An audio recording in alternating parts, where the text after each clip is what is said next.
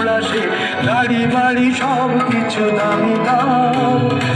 Art কলেজের ছেলে নিখিলের সান্যাল আর চোখ ভরা কথা নিয়ে কফি হাউসে সেই আড্ডাটা।